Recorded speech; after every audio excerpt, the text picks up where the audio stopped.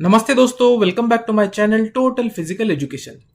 दोस्तों, आज के वीडियो में हम महाराष्ट्र स्टेट के अंतर्गत इस वर्ष होने वाली बीपीएड और एमपीएड सीईटी की एग्जाम के लिए कौन से डॉक्यूमेंट्स आपके पास रहना जरूरी है, उन डॉक्यूमेंट्स की पूरी लिस्ट इस वीडियो के दौरान मैं आप लोगों के सामने प्रस्तुत करने वाला हूँ। इससे पहले दोस्तों, जो छात्र अभी अभी इस चैनल पर नए आए हैं उनसे मेरा अनुरोध है, चैनल को सब्सक्राइब कीजिए, वीडियो को लाइक कीजिए और इस वीडियो को ज्यादा से ज्यादा शेयर कीजिए। तो चलिए दोस्तों, जानकारी की शुरुआत करते हैं। दोस्तों, सीईटी एग्जाम देने के बाद, फील्ड टेस्ट और रिटन टेस्ट देने के बाद आपको कुछ डॉक्यूमेंट्स अपलोड करने पड़ते हैं या फिर कुछ फॉर्मेलिटी कंप्लीट करनी पड़ती है। उस फॉर्मेलिटी कंप्लीट करने के दौरान आपके पास कुछ डॉक्यूमेंट्स, नेसेसरी डॉक्यूमेंट्स आपके पास रहना बहुत ज़रूरी है। उन डॉक्यूमेंट्स के अलावा दोस्तों आप अपनी सीईटी की प्रोसेस आगे कंटिन्यू नहीं कर पाते। तो वो डॉक्यूमेंट्स की लिस्ट क्या है, वो लिस्ट अभी हम देखते हैं। 2025 की बीपीएड और एमपीएड की पूरी सीईटी एग्जाम की प्रक्रिया के दौरान आवश्यक डॉक्यूमेंट्स की सूची अभी हम देखते हैं दोस्तों। और सूची क्या है? सबसे पहले दोस्तों, 10th क्लास मार्कशीट आपके पास होना जरूरी है। एसएससी की मार्कशीट आपके पास होना जरूरी है। नेक्स्ट है 12th क्लास मार्कशीट। 10th और 12th दोनों मार्कशीट आपके पास होना जरूरी है, क्योंकि दोस्तों जब आपने ऑनलाइन एप्लीकेशन फॉर्म फिल किया था, रजिस्ट्रेशन किया था, तब आपका वहां पे 10th क्लास की मार्कशीट के अनुसार आपने अपना वहां पे नाम एंटर किया था। इसलिए आपके पास 10th और 12th ये दोनों क्लास की मार्कशीट होना बहुत जरूरी है। नेक्स्ट है ऑल मार्कशीट्स ऑफ ग्रेजुएशन।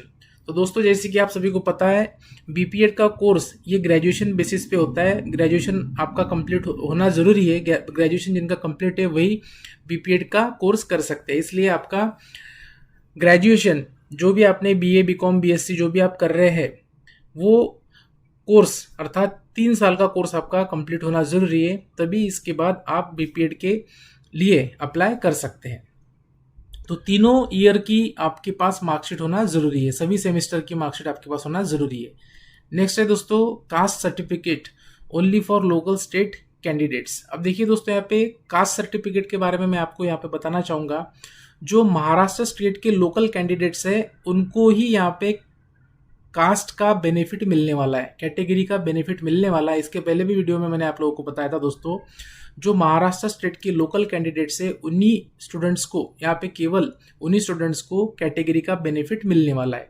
जो अदर स्टेट से जो छात्र यहाँ पे आने वाले एग्जाम देने के लिए, उनको किसी भी प्रकार का बेनिफिट कैटेगरी का महाराष्ट्र स्टेट के अंतर्गत सीईटी एग्जाम में नहीं मिलने वाला। इसलिए कास्ट सर्टिफिकेट लोकल कैंडिडेट्स के लिए आवश्यक है। जो छात्र कैटेगरी से बिलोंग करते हैं, OBC, SC, ST, NT, VJNT, SBC जो भी है, ठीक है, जो भी कैटेगरी से बिलोंग करते हैं, उन सभी कैटेगरी से बिलोंग करने वाले छात्रों के लिए यहाँ पे कास्ट सर्टिफिकेट होना बहुत जरूरी है।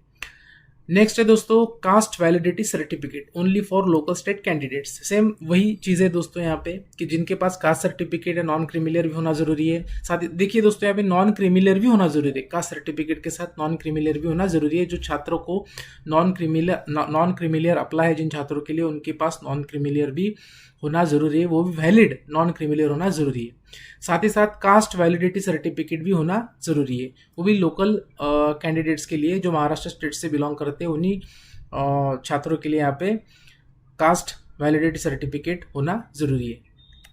नेक्स्ट है दोस्तों, नॉन क्रिमिलियर सर्टिफिकेट। जैसे कि मैंने अभी आपको बताया था, नॉन क्रिमिलियर सर्टिफिकेट आपके पास होना जरूरी है, ठीक है। अदर स्टेट के छात्रों के पास अगर कास्ट सर्टिफिकेट है, अगर वहाँ पे अगर कुछ रिक्वायर वहाँ पे अगर आपको फिल करने के लिए बोलते हैं या फिर अपलोड करने के लिए बोलते हैं, तो आप अपलोड कर सकते हैं, लेकिन आपको कास्ट का बेनिफिट वहाँ पे नहीं मिलने वाला, ठीक है। ये बात अदर स्टेट के कैंडिडेट्स यहाँ पे ध्यान में रखेंगे। नेक्स्ट है डोमासाइल सर्टिफिकेट। जैसे कि आप सभी को पता है, डोमासाइल सर्टिफिकेट है, रहिवासी प्रमाण पत्र कहा जाता है इसको, अर्थात महाराष्ट्र स्टेट के हम रहिवासी है, इससे संबंधित ये डोमासाइल सर्टिफिकेट होता है। तो डोमासाइल सर्टिफिकेट ये केवल महाराष्ट्र स्टेट के कैंडिडेट्स के लिए आवश्यक होता है। नेक्स्ट है दोस्तों, स्पोर्ट्स पार्टिसिपेशन सर्टिफिकेट। अब दोस्तों, यहाँ पे अधिकतर छात्रों का यहाँ पे यही पे प्रॉब्लम हो जाता है कि स्पोर्ट्स सर्टिफिकेट कौन सा होना चाहिए, ठीक है। स्पोर्ट्स सर्टिफिकेट के अलावा आप बीपीएड के कोर्स में एडमिशन नहीं ले सकते, क्योंकि गवर्नमेंट ने यहाँ पे क्लियर कट यहाँ पे नियम लगाया है दोस्तों, कि यहाँ पे स्पोर्ट्स सर्टिफिकेट आपके पास होना ज़रूरी है। जो छात्र 3 साल का बीपी का कोर्स करते हैं उनको बीपीएड के लिए स्पोर्ट्स सर्टिफिकेट का यहाँ पे आवश्यकता नहीं है, लेकिन जो छात्र बीए, बीकॉम, बीएससी जो प्लेन नॉर्मल एजुकेशन लेके आते हैं और वो बीपीएड का कोर्स करना चाहते हैं उनको स्पोर्ट्स का सर्टिफिकेट उनके पास होना ज़रूरी है। भले वो किसी भी प्रकार का सर्टिफिकेट हो आपका, लेकिन वो गवर्नमेंट एफिलिएटेड सर्टिफिकेट होना चाहिए। ठीक है, नीचे से नीचे लेवल का भी सर्टिफिकेट यहाँ पे अप्लाई है, मीन्स चलेगा, यहाँ पे वैलिड है। ठीक है, लेकिन आपके पास सर्टिफिकेट होना बहुत ज़्यादा ज़रूरी है, उसके अलावा आपका फॉर्म आगे ही नहीं बढ़ता। ठीक है, अब यहाँ पे स्पोर्ट्स पार्टिसिपेशन सर्टिफिकेट कौन सा होना ज़रूरी है? किसी भी कॉलेज के द्वारा दिया हुआ सर्टिफिकेट यहाँ पे वैलिड नहीं माना जाता, क्योंकि आप अगर अभी अपलोड कर देंगे लेकिन बाद में जब ई स्क्रूटिनी होती है डॉक्यूमेंट्स की तब आपका सर्टिफिकेट वहाँ पे रिजेक्ट कर दिया जाता है। इसलिए आपके पास गवर्नमेंट का, नई गवर्नमेंट का है तो जो सेंट्रल गवर्नमेंट ऑफ इंडिया के द्वारा जो एफिलेटेड जो एसोसिएशन है उनका भी सर्टिफिकेट यहाँ पे वैलिड है। लेकिन जो कॉलेज से मिलता है सर्टिफिकेट या फिर किसी और एसोसिएशन का होता है जो मान्यता प्राप्त नहीं है, ऐसे एसोसिएशन का और लोकल कॉलेज का है जो भी कोई प्राइवेट कॉलेज का सर्टिफिकेट है वो यहाँ पे वैलिड नहीं रहेगा। ये बात सभी छात्रों ने यहाँ पे ध्यान में रखना है। नेक्स्ट है written CET exam hall ticket. अब देखिए दोस्तों, यहाँ पे आपका रिटन एग्जाम पहले होने वाला है, इसके बाद आपका प्रैक्टिकल एग्जाम सीईटी एग्जाम होने वाला है। अब यहाँ पे अधिकतर स्टूडेंट्स का यहाँ पे गलती हो जाता है कि रिटन एग्जाम होने के बाद, जो रिटन एग्जाम होने के पहले जो आपका हॉल टिकट रहता है वहाँ पे आपको जनरेट करना पड़ता है। रिटन एग्जाम का अलग से हॉल टिकट जनरेट करना पड़ता है और प्रैक्टिकल एग्जाम का अलग से हॉल टिकट जनरेट करना पड़ता है। अब यहाँ पे गलती ये हो जाती है कि एग्जाम होने के बाद केयरलेसली हम हॉल टिकट कहीं भी रख देते हैं और वो गुम हो जाता है, लेकिन वो बहुत भारी मिस्टेक हो जाती है दोस्तों।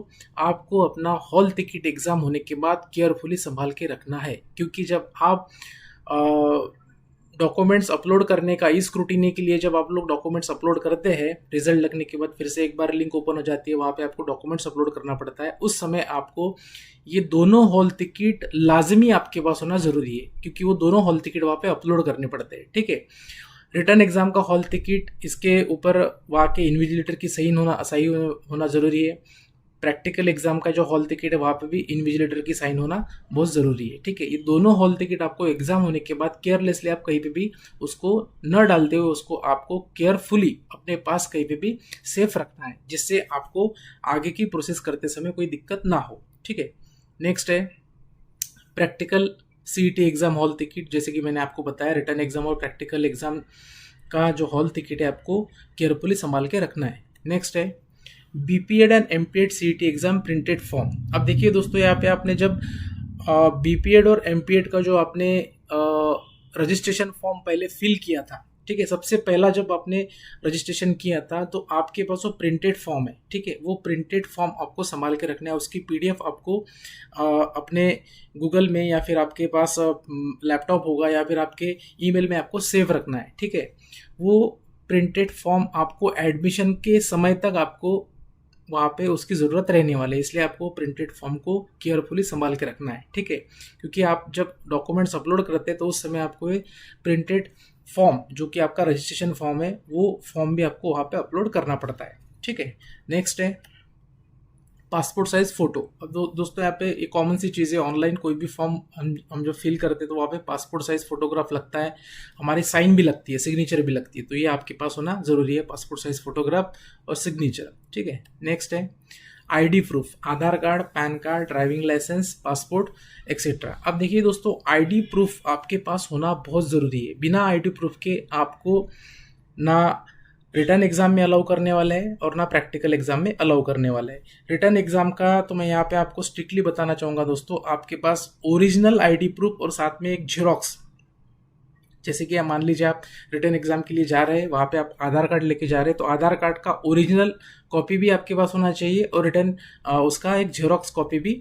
आपके पास होना चाहिए। और रिटर्न एग्जाम के लिए जाते समय आपको टाइम के पहले ही, बिफोर टाइम, ठीक है, आपको वहाँ पे रिपोर्टिंग करना ज़रूरी है, क्योंकि किसी भी प्रकार का लेट कमर्स वहाँ पे अलाउ नहीं किए जाते। अगर आप 5 मिनट भी अगर लेट होते हैं एग्ज़ाम में, सेंटर पे आपको अलाउ नहीं करते। ठीक है, तो आपके पास ओरिजिनल फ़ोटो आईडी और आपके पास ओरिजिनल फ़ोटो आईडी का फ़ोटोकॉपी आपके पास होना ज़रूरी है, और समय पे एग्ज़ाम के लिए पहुंचना ज़रूरी है। ये बात ध्यान में रखना ज़रूरी है। अब देखिए, आधार कार्ड भी चलेगा, पैन कार्ड भी चलेगा, ड्राइविंग लाइसेंस भी चलेगा।